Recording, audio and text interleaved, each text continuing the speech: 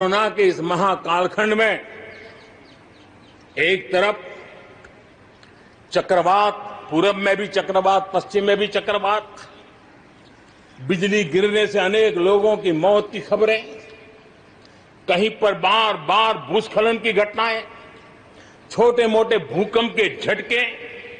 इतना कम था तो हमारे किसानों के लिए टिड्डी दल की आपत्तियां आई।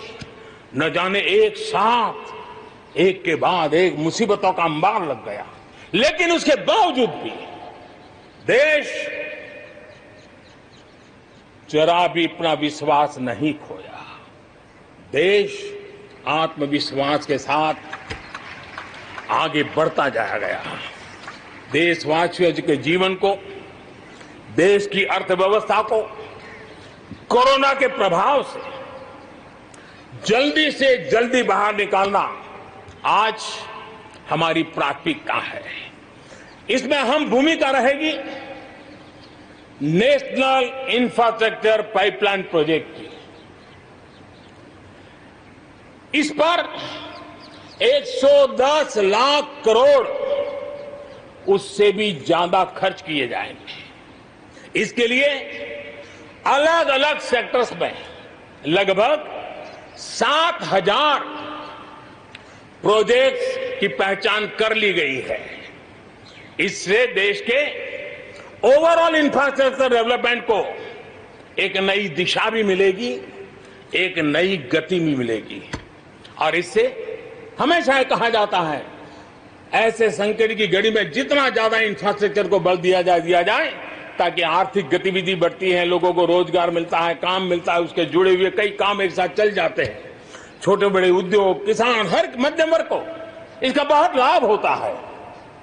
और आज मैं एक बात स्मरण करना चाहता हूं, जब अटल बिहारी वाजपेयी हमारे देश के प्रधानमंत्री थे, तब उन्होंने स्वर्णिम चतुर्भुज की एक बहुत बड़ी दूरगामी असर पैदा करने वाली योजना को प्रारंभ किया था और देश के रोड नेटवर्क के इंफ्रास्ट्रक्चर को नेक्स्ट जनरेशन पर ले गए थे।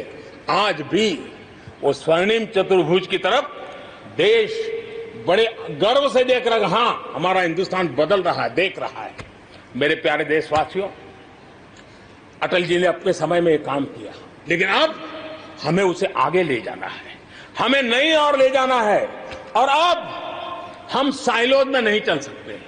हम इंफ्रास्ट्रक्चर को, रोड का रोड वाला काम करेगा, रेल का रेल में चला जाएगा, न रेल का रोड से संबंध, न रोड का रेल से संबंध, न एयरपोर्ट का पोर्ट से संबंध, न पोर्ट का एयरपोर्ट से संबंध, न रेलवे स्टेशन का बस से संबंध, बस स्टेशन से संबंध, न बस स्टेशन का रेलवे।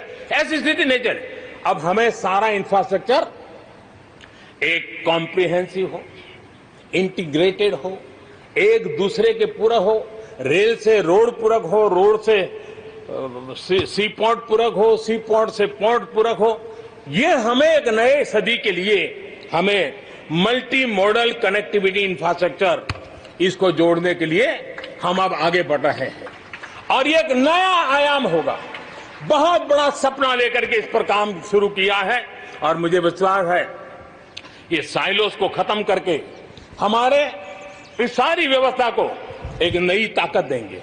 इसके साथ साथ हमारे समुद्री तट, विश्व व्यापार में समुद्री तटों का अपना बहुत महत्व होता है।